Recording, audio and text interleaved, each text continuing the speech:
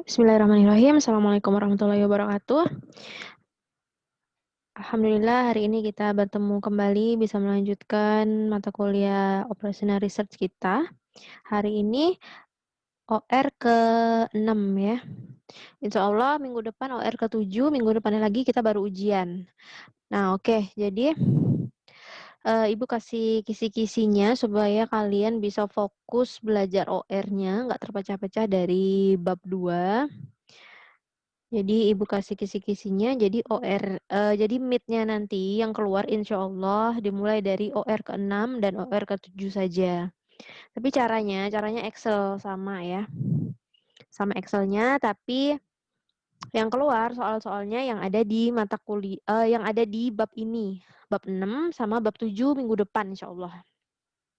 Jadi supaya kalian bisa fokus. Nah, udah dikasih kisi-kisi kayak gini, kalian jangan males-malesan. Nah, ini sebagai harusnya kalian semakin terpacu untuk semakin giat belajar. Jadi nanti Ibu kasih penjelasan, terus nanti kalian tinggal lanjutin lagi gitu. Tinggal mengerjakan lagi di Excel gitu ya maksudnya ya. Paham ya? Oke, kita lanjut aja. Analisa sensitivitas dalam linear programming. Jadi nanti apabila kalian mendapatkan soal, insya Allah soalnya dalam bentuk soal cerita, jadi kalian harus ubah dulu ke bentuk ke tabulasi. Ingat, kalau meletakkan angka-angkanya itu, ingat yang punya kapasitas maksimum selalu di sebelah paling kanan. Kapasitas maksimumnya di sebelah kanan. Yang punya kapasitas maksimum ditaruh sebelah kiri. Sisanya taruh di atas. Udah gitu aja intinya ya. Ini Ibu ulang-ulang, maaf bagi yang udah paham banget, merasa bosan nggak? Sorry ya. Jadi Ibu ulang-ulang untuk teman-teman yang mungkin lupa. Oke. Nah, setelah perhitungan udah optimal nih di dalam linear programming, kadang-kadang manajemen, kita sebagai orang manajemen, mungkin manajemen operasional.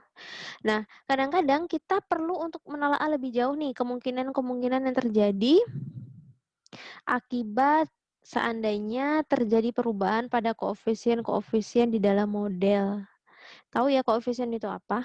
Ibu udah pernah jelasin koefisien itu yang di sampingnya variabel 5x1, berarti 5 adalah koefisien, x1 adalah variabel. Gitu ya, paham ya? Jadi kemungkinan-kemungkinan yang terjadi sebagai akibat seandainya terjadi perubahan pada koefisien-koefisien di dalam model. Nah, pada saat tabel udah optimal, udah diselesaikan, bisa jadi nanti koefisien-koefisiennya akan berubah. Misalnya di tengah jalan manajer operasionalnya berubah pikiran. Ini kayaknya udah Ibu jelasin deh minggu kemarin. Misalnya jamnya mau ditambah nih dari 30 jam menjadi 31 jam misalnya gitu. Nah, penyelesaian ini bisa dihitung ulang dari awal, tapi tentunya akan makan waktu yang lama. Nah, kita sebagai orang akademis, tentunya kita lebih mengutamakan kerja cerdas dan kerja cepat ya, daripada kita ngitung dari awal, itu karena memakan waktu yang lama, ada yang cara yang cepat nih. Kalau suatu saat tiba-tiba tabelnya udah optimal, kemudian manajer operasional mau merubah angka, jangan dihitung dari awal. Cara cepatnya dinamakan analisa sensitivitas, yaitu dengan memanfaatkan kaedah-kaedah primal dual metode simplex. Oke. Walaupun MIT-nya membahas pertemuan ke-6 dan ke-7 insya Allah, tapi kalian perlu lagi nih nyatet-nyatet lagi kaidah-kaidah primal dual. Gimana sih cara menentukan primal, bagaimana cara menentukan dual? Itu di bab ke-5 ya, kalau nggak salah kemarin ya. Kalian tetap harus pelajarin. Kemudian kalau Z-nya maksimum, syaratnya apa? Syaratnya apa di tabel itu udah optimal, syaratnya apa kalau Z-nya max gitu. Kemudian kalau Z-nya min, syaratnya apa agar tabel itu sudah optimal. Itu kalian catet, saran Ibu kalian catet benar-benar Nah, nanti apabila ada ujian, mau keluarnya min, mau soalnya maksimumkan Z, kalian udah nyaman ya. Nggak perlu nyari-nyari lagi videonya yang mana, nggak usah gitu-gitu lagi, nggak usah gopoh tanya kanan kiri, udah kalian punya catatan sendiri, udah mantep. Oke.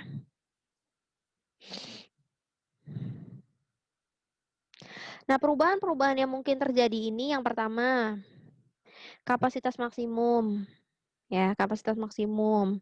Jadi nanti misalnya soalnya kayak gini, setelah tabelnya udah optimal ternyata di apa, kapasitas di apa, fungsi batasannya itu mau dirubah dari 15 menjadi 16 misalnya.